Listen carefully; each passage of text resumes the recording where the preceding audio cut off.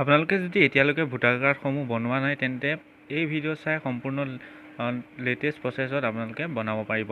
লগতে আপোনালোকে এই প্ৰচেছটোত আপোনালোকে যদি ভোটাৰ কাৰ্ডসমূহ এপ্লাই কৰে তেন্তে আপোনালোকৰ এমাহৰ ভিতৰত যি ভোটাৰ কাৰ্ড আছে সেয়া পোষ্ট অফিচৰ যোগেদি আপোনালোকৰ ভোটাৰ কাৰ্ডসমূহ আহি যাব। চ' ব'লক আজিৰ ভিডিঅ'টো আমি আৰম্ভ কৰোঁ। তাৰ আগতে যদি আমাৰ চেনেলটো ছাবস্ক্ৰাইব কৰা নাই তেন্তে ছাবস্ক্ৰাইব কৰি ল'ব।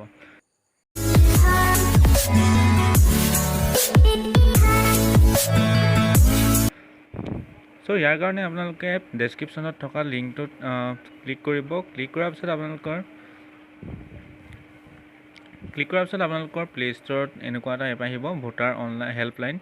চ' এইটো আপোনালোকৰ ইলেকশ্যন কমিশ্যন অফ ইণ্ডিয়াৰ এটা নতুন এপ। চ' এইটোত আপোনালোকে ইনষ্টল কৰিব। ইনষ্টল কৰাৰ পিছত আপোনালোকে অ'পেন কৰিব। অ'পেন কৰাৰ পিছত এনেকুৱা ডিছক্লেইমাৰ দিব, আপোনালোকে পঢ়ি ল'ব। তাৰপিছত আপোনালোকে ইয়াত যিটো আই এগ্ৰী অপশ্যন আছে আপোনালোকে তাত ক্লিক কৰিব। ক্লিক কৰাৰ পিছত আপোনালোকৰ যিটো নেক্সট ইয়াত দেখিছে, নেক্সট অপশ্যন দেখিছে, তাত ক্লিক কৰি দিব।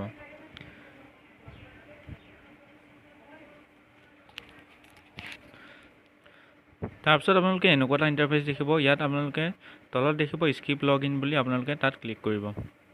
ক্লিক কৰাৰ পিছত আপোনালোকৰ ইয়াত দেখিছে এখন এটা পেজ অ'পন হৈছে। ইয়াত আপোনালোকে ভোটাৰ ৰেজিষ্ট্ৰেশ্যন যিটো আছে আপোনালোকে ইয়াত ভোটাৰ ৰেজিষ্ট্ৰেশ্যনত ক্লিক কৰিব। তাৰপিছত আপোনালোকে ইয়াত নিউ ভোটাৰ ৰেজিষ্ট্ৰেশ্যন ফৰ্ম 6 আপোনালোকে তাত ক্লিক কৰিব।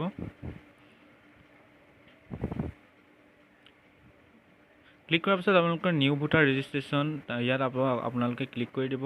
ক্লিক কৰাৰ পিছত আপোনালোকে লেটছ ষ্টাৰ্ট যিটো অপশ্যন আছে তাত ক্লিক কৰিব। ক্লিক কৰাৰ পিছত আপোনালোকৰ যি মোবাইল নাম্বাৰ আছে তাত আপোনাৰ মোবাইল নাম্বাৰটো ইয়াত এণ্টাৰ কৰিব।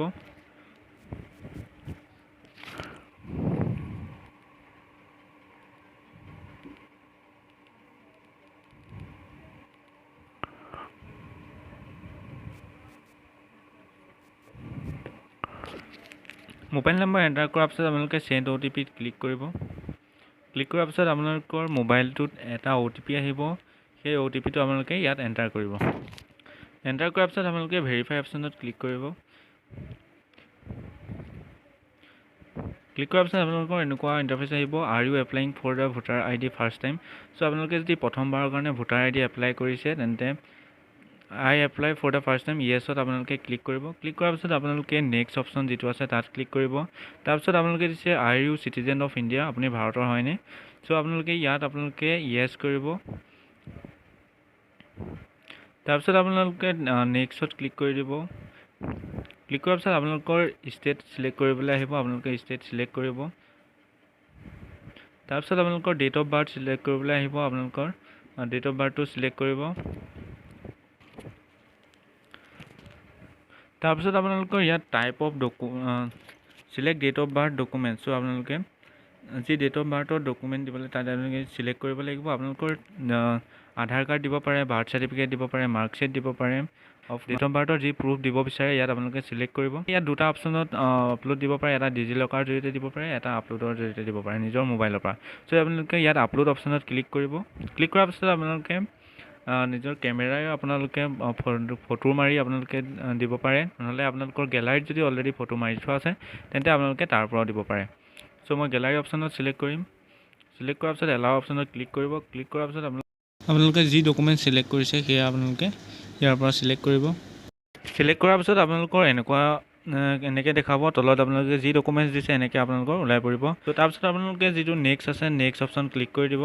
ক্লিক কৰাৰ পিছত আপোনালোকৰ চিলেক্ট জেণ্ডাৰ চিলেক্ট কৰিব। তাৰপিছত ওপৰত আছে আপলোড পিকচাৰ, আপোনাৰ যি পিকচাৰ আছে সেই পিকচাৰ আপোনালোকে চিলেক্ট কৰিব লাগিব। আপোনালোকৰ যি ভোটাৰ ID কাৰ্ডত যিখন ফটো প্ৰিণ্ট হ'ব সেইখন ফটো আপোনালোকে চিলেক্ট কৰিব লাগিব। চ' যিখন ফটো আপোনালোকে চিলেক্ট কৰিব সেইটো পাছপৰ্ট চাইজৰ ফটো, সেইখন আৰু 200 KB হ'ব লাগিব। ফটোকপি আপলোড কৰিবলৈ আপোনালোকে আপলোড পিকচাৰ যিটো আছে তাৰ ওপৰত ক্লিক কৰিব। ক্লিক কৰাৰ পিছত আপোনালোকে কেমেৰা অপশ্যনত গৈ আপোনালোকে ফটো মাৰি ল'বও পাৰে, নহ'লে যদি আগত মাৰি থোৱা আছিলে তেন্তে গেলাৰী অপশ্যনত যাব। গৈ পিনি আপোনালোকৰ যি ফটো আছে সেইখন ফটো আপোনালোকে চিলেক্ট কৰিব। চিলেক্ট কৰাৰ পিছত আপোনালোকে ইয়াত যিটো ৰেচিঅ' আছে সেইটো আপোনালোকে ৰেচিঅ' মিলাব পাৰে। তাৰপিছত আপোনালোকে যদি এইটো ঠিকেই আছে তেন্তে আপোনালোকে ইয়াত যিটো ৰাইট চিন অপশ্যন আছে তাত ক্লিক কৰিব। ক্লিক কৰাৰ পিছত আপোনালোকৰ তলত আছে চিলেক্ট জেণ্ডাৰ, সেইটো আপোনালোকে অলৰেডি চিলেক্ট আছে। মেইল যদি মেইল হয়, যদি আপোনালোকে ফিমেল হয় ফিমেলত চিলেক্ট কৰিব। তাৰপিছত আপোনালোকে এণ্টাৰ ইউৰ নেম, আপোনাৰ যিটো নাম আছে সেইটো আপোনালোকে চিলেক্ট ইয়াত লিখি। তাৰপিছত আছে এণ্টাৰ ইউৰ নেম। চ' আপোনালোকৰ নামটো ইয়াত লিখিব। ইয়াত আপোনালোকৰ তাৰপিছত ইয়াত নেম ইন ৰিজনেল, এইটো অট'মেটিক জেনেৰেট হৈ যাব। আপোনালোকৰ অসমত যিটো ৰিজনেল লেংগুৱেজ আছে তাত জেনেৰেট হৈ যাব। তাৰপিছত চিয়'ৰ নেম অফ এপ্লিকেণ্ট, চ' আপোনালোকে ইয়াত যিটো চিয়'ৰ নেম আছে সেইটো আপোনালোকে দি দিব। ইয়াত যিটো চিয়'ৰ নেম আছে ৰিজনেলত অট'মেটিক কনভাৰ্ট হৈ যাব। তাৰপিছত আপোনালোকৰ মোবাইল নম্বৰ যিটো আছে সেইটো অলৰেডি ফিল্ড আছে, সেইটো আপোনালোকে ফিল্ড কৰিব নালাগে। তাৰপিছত আছে আপোনালোকৰ ইমেইল আই ডি, যদি ইমেইল আই ডি আপোনালোকৰ আছে দি দিব, যদি নাই নিদিলেও আপত্তি নাই। তাৰপিছত আছে ডিচেবিলিটি, যদি আপোনাৰ কিবা ডিচেবিলিটি আছে তেন্তে আপোনালোকে ডিচেবিলিটি আছে তেন্তে তলত যিটো আছে তাত আপোনালোকে চিলেক্ট কৰিব, যদি নাই আপোনালোকে একো চিলেক্ট কৰিব নালাগে। তাৰপিছত আপোনালোকে নেক্সটত ক্লিক কৰিব। ক্লিক কৰাৰ পিছত আপোনালোকৰ ইয়াত দেখিছে enter the name of relative. So' আপোনালোকৰ ৰিলেটিভৰ নাম লিখিবলৈ আহিব। ছাপ'জ আপোনালোকে দেউতাৰ নাম লিখিব পাৰে, আপোনাৰ মাৰ নাম লিখিব পাৰে। যদি আপোনাৰ মেৰিড হৈছে তেন্তে আপোনালোকৰ হাজবেণ্ডৰ নাম ইয়াত লিখিব পাৰে। চ' এনেকৈ ছেইম প্ৰচেছত ৰিজনেল লেংগুৱেজটো আহি যাব ইয়াত।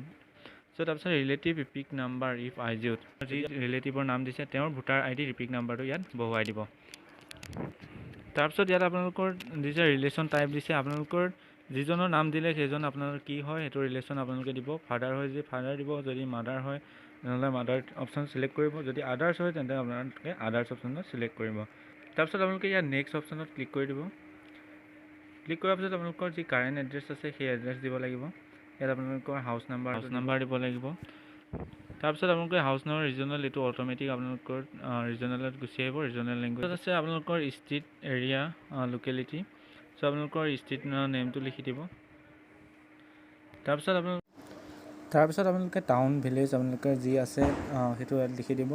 তাৰপিছত টাউন ভিলেজ ৰিজনেল, আপোনালোকৰ ৰিজনেল লেংগুৱেজত আপোনালোকৰ টাউন ভিলেজটো অট'মেটিক জেনেৰেট হৈ যাব। তাৰপিছত আছে আপোনালোকৰ পোষ্ট অফিচ, আপোনালোকৰ যি পোষ্ট অফিচ আছে তাৰ নাম লিখিব। তাৰপিছত পিনক'ড আছে, তাৰপিছত এৰিয়া টাইপ আছে, এৰিয়া টাইপ আপোনাৰ চিটি হয়নে টাউন হয়নে ভিলেজ হয় আপোনালোকে সেইটো চিলেক্ট কৰিব। তাৰপিছত আছে ষ্টেট আছে আছাম, এইটো অলৰেডি চিলেক্ট আছে। তাৰপিছত আপোনালোকে ডিষ্ট্ৰিক্ট চিলেক্ট কৰিব। ডিষ্ট্ৰিক্ট ইয়াত এনেকৈ চিলেক্ট কৰিব। আপোনালোকৰ যোন ডিষ্ট্ৰিক্টত আপুনি অন্তৰ্গত সেই ডিষ্ট্ৰিক্ট আপোনালোকে চিলেক্ট কৰিব। তাৰপিছত আছে আপোনালোকৰ এছেম্বলি, আপোনালোকৰ এছেম্বলি যি এছেম্বলি পৰে সেইটো আপোনালোকৰ ডিষ্ট্ৰিক্ট অনুযায়ী ইয়াত নাম দেখাব, আপোনালোকে চিলেক্ট কৰি ল'ব।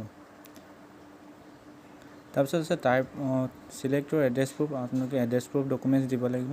ইয়াত আপোনালোকে টাইপ অফ ডকুমেণ্টছত চিলেক্ট কৰিব আপোনালোকৰ কি এড্ৰেছ প্ৰুফ ডকুমেণ্টছ দিয়ে। চ' ইয়াত আপোনালোকে চাওক, ইয়াত ইণ্ডিয়ান পাছপৰ্ট দিব পাৰে, ড্ৰাইভিং লাইচেঞ্চ দিব পাৰে। তাৰপিছত আপোনালোকে বেংক, কিষাণ, পোষ্ট অফিচ পাছবুক দিব পাৰে, ৰেচন কাৰ্ড দিব পাৰে। তাৰপিছত আপোনাৰ rent agreement, water bill, telephone bill, electricity bill. So' আপোনালোকে এইকেইখনৰ ভিতৰত যিকোনো এখন আপোনালোকে দিব পাৰে। চ' ইয়াত আপোনালোকে আপলোড অপশ্যনত ক্লিক কৰি দিব। ক্লিক কৰাৰ পিছত আপোনালোকৰ কেমেৰা আছে আৰু গেলাৰী আছে। আপোনালোকে যদি কেমেৰাত টিপে তেনেহ'লে আপোনালোকে এতিয়াই ফটো মাৰি ল'ব পাৰিব। আৰু যদি গেলাৰীত যদি ফটো মাৰি থোৱা আছে তেনেহ'লে গেলাৰী অপশ্যনত ক্লিক কৰিব। ক্লিক কৰাৰ পিছত ইয়াত আপোনালোকৰ যি এড্ৰেছ প্ৰুফৰ চিলেক্ট কৰিছে তাৰ ফটোখন আপোনালোকে আপলোড দি দিব। চিলেক্ট কৰাৰ পিছত ইয়াত যিডাল ৰাইট অপশ্যন আছে তাত আপোনালোকে ক্লিক কৰিব। ক্লিক কৰাৰ পিছত আপোনালোকৰ যিটো এটাচ অপশ্যন আছে সেইটো এটাচ হৈ গ'ল। তাৰপিছত আপোনালোকে নেক্সট অপশ্যনত ক্লিক কৰি দিব। তাৰপিছত আপোনালোকৰ এনেকুৱা এটা ইণ্টাৰফেচ আহিব। ইয়াত দেখিছে ইয়াত ডেট চিলেক্ট কৰিবলৈ আহিছে। আপোনালোকে যিটো ডেটত আপোনালোকে এইটো এপ্লাই কৰিছে সেইটো আপোনালোকে ডেট চিলেক্ট কৰিব।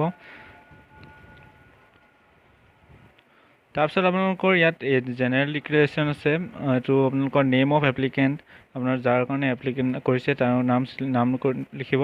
তাৰপিছত এণ্টাৰ প্লেচ, আপোনালোকৰ প্লেচৰ নাম দিব।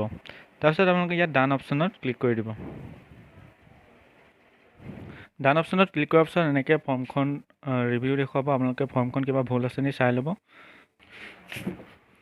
তাৰপিছত ইয়াত আপোনালোকে যিটো কনফাৰ্ম অপশ্যন আছে আপোনালোকে তাত ক্লিক কৰি দিব। তাৰপিছত আপোনালোকৰ এনেকৈ দেখিছে থেংক ইউ আহিছে, your application has been submitted successfully on date 18 তেনেকৈ ডেট দেখুৱাইছে। তাৰপিছত আপোনালোকৰ ৰেফাৰেঞ্চ আই ডি আহিছে। আপোনালোকে এইটো যিটো আছে এইটো স্ক্ৰীনশ্বট মাৰি আপোনালোকে থৈ দিব।